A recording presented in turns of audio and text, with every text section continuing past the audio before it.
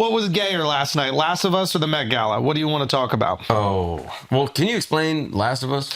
Yo, can I tell you something about this? So the video game was gay. They had like a lesbian thing in it. And you had to do the mission gay? You have to do it. You gay sex. Yo, that's really funny. They don't, Shifty, you're laughing and feeling joyful again. I don't like you laughing and feeling joyful up there. Are you upset that the TV show is accurate to the game and they No, include why are the you gay assuming shit? I'm upset? Why is that the first thing you bring up? What was more gay? The Met Gala or the show? But it might be positive. Look how gay the world is. Yes, finally. Yeah. Okay. Look how gay he's sitting. You know what I mean? Look He's at me. an You ally. think I'm going to be upset at gay shit? 40 Love, suck it. 40 Love sounds better. Okay. So, no, like, okay, so I had a thought about it while I'm watching The Last of Us because I played the video game. It was obviously very traumatic for me when the little lesbian girls started making out and having sex because I've known Ellie, the character, since she was a teenager. I don't want to watch this girl. It's like a daughter to me, practically. You know, now she's a fully grown lesbian and she's just fingering somebody dirty on horseback for 4 days, no shower. Nice. There's a lot of things going on. Also, they didn't need to show the fingering scene. That was a little much. I know I'm becoming an old man. See? But like, she's not even a seasoned lesbian. Like, doesn't even unbuckle her belt. What does she do? She's like pulling at the jeans, trying to stuff the hand underneath. Her wrist is all caught. It's crazy. Like a puppet? Yeah, that's what it is. No, you can't do that. Anyway, so I was watching it, and I'm curious you guys thought of it. Okay, you know how like Hollywood wants to make money. We understand this is the point of Hollywood, right? And then like sometimes there's virtuous people caught up in every industry, and they start like putting justifications on their actions, like we all do, that make them seem a little bit like more benevolent, right? Fair enough. So. But in my experience, Hollywood is very reactive. Like a movie about ice skating does really well, there'll be 5 more ice skating movies, right? Horror movies do well, they go, okay, horror is it. R-rated comedy does well, okay, let's make R-rated comedy.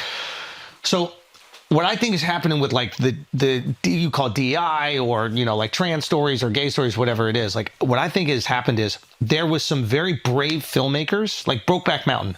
That could have been a huge fucking flop, right? You put this movie out, they're like, hold on, gay cowboys? Like, who's going to go watch this? Yeah. And despite the fact that it could have been a huge flop, the actors in it were brave for doing it. It's not like there's like all this reward for doing a gay scene. At the time, like, you could look at those characters and be like, they're gay now, I don't want to see them in action movies. You might lose your role in Hollywood. It's courageous. Okay. The movie, just as a theory, movie does really well because it's a good movie, but it's also like brave and courageous, right? The Hollywood industry reacts and goes, oh, that makes money. Let's do the gay shit. Okay. And then the executives, lower level, start going, we have to share these marginalized stories. We have to do it. And they might actually believe that shit. But at the top, they're just reacting to whatever's successful. Once the top is forcing in stories that they don't actually really care about, they're just doing it to make money, the people see it as forced. If it's an authentic, pure story, it doesn't matter if it's gay or not, or it's DEI or not. Like Jordan Peele shit isn't DEI. We just like it because it's cool. Jordan Peele. Jordan Peele, right? Yeah. Poole. Sorry, Jordan. Yeah, my bad, Jordan. One of them is really good. So Jordan's Peele stories really work because they're like authentic, right? And the crowd reacts to it because they're authentic. It doesn't feel forced. Yeah. When the forced shit happens, we go, this is stupid, and then we find reasons. We justify the blame why it sucks. We're like, oh, this is DI. This is the other side. No, it's just inauthentic. It's late. Yeah. And it's no longer rebellious. It's no longer shocking. It's no longer different. It just feels like they're cashing in on this idea. Here's the problem. When the tech industry wants to like cure cancer, they do it for money and they're very open about it. They're like, we think we can make money curing cancer. Like this drug might help it or whatever it is. We can use AI to like locate it early and then remove it, whatever. If it can't make money, they're like, all right, we can't deploy cash towards that. Hollywood has already made their bed with, we're doing this because it's important to share marginalized stories. Once those stories stop making money, the execs at the top are like, damn, we already told everybody we're doing this because it's beneficial to the world. Yeah. When in reality, we're just doing it to make money. So now we can't exactly pivot off of it too fast. because then it's going to expose the lie that we were doing this for some benevolent reason in the first place. Okay. Thoughts? Yeah, I mean, Bezos has a quote where it went viral on Twitter recently, where he was like, in order to get outsized gains, you have to bat against conventional wisdom. Yes. So, like, if you go against the grain, you're going to strike out 9 times, but if you hit it, you have potentially 1,000x reward. And so I think that happens in the film industry, where going against conventional wisdom, let's make a gay cowboy movie, it goes crazy, and then, of course, everyone chases. I think that happens in every industry. To bring that up now, though, this is the game. They're being accurate to the game. I'm actually saying the game is not a good example. Okay. But it just gave me like an idea about the industry in general. Okay. But you're not saying that this episode of Last of Us felt forced. 'Cause No. It felt forced. When I first played the game, I'm sure we can look back at it, and I probably have a completely different opinion than I have right now because it's me. Yeah, it's Hippocrates. Yeah. But like, when I played the game, I was like, is this forced? Are they trying to be progressive? Has it always been a kind of progressive pushing show? Like, was the video game industry very scrutinized? Like, what was happening at the time when it came out, Shifty? Do you remember? Like the reaction of it? Yeah. I mean, it hadn't really happened to have like a character, like a main woman character, be gay like that in a video game. Because I remember kind of like around this time, remember there was this big thing in video games where they were super sexist, and this was like tangentially related to Me Too, and like they were over sexualized, etc. Yeah. So it was the complete opposite. But also the dudes. So it was rebellious, you could make. The dudes were gay before that, though, right? Who? In Last of Us. Oh, they had the gay dudes, but in Last of Us, it wasn't that big a deal. Right, it was like kind of subtle. It was barely even mentioned. And then the episode they made out of it was fucking incredible. Awesome. Yeah. Right. And I think that was also transformed. They just made a dope episode. And we all liked it, and it felt authentic. It didn't feel forced. So here's the unfortunate thing.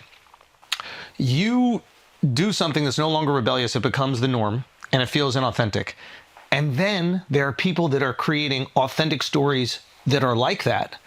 But unfortunately, because everything around it feels so inauthentic, it gets jumbled into it. Yeah.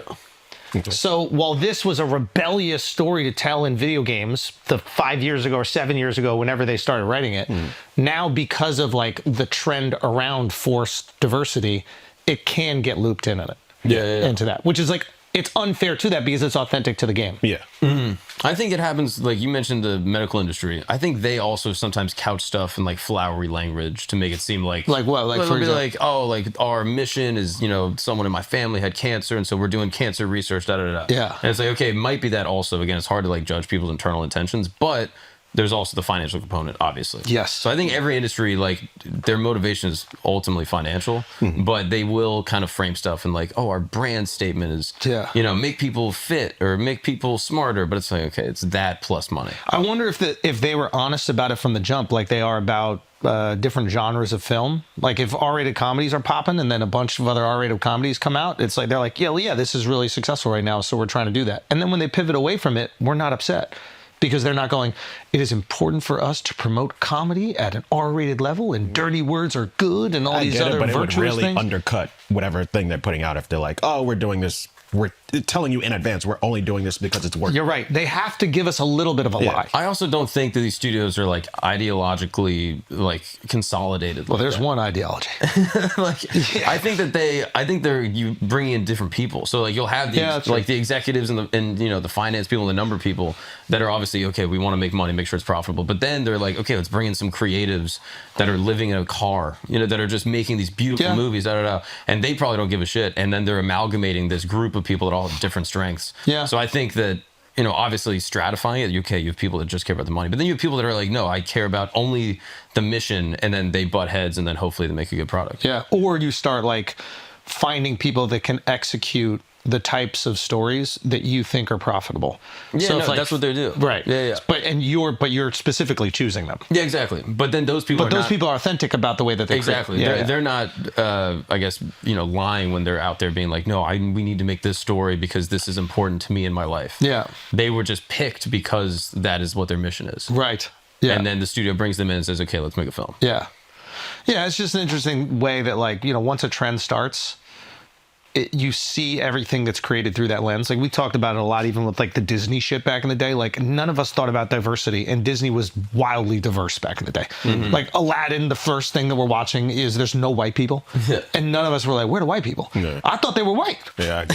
Right? Like someone had to tell him. Akash was like, I really related to Aladdin because it was the first brown person. I was like, who was brown in Aladdin? I was like, Aladdin was like me, wasn't it? The genie? Like I had no clue who was brown in that movie. Yeah. But Mulan didn't feel like, I know it was Asian, but it didn't feel like, oh, we need to give you an Asian story so that the Chinese market will buy it and we can make billions of dollars.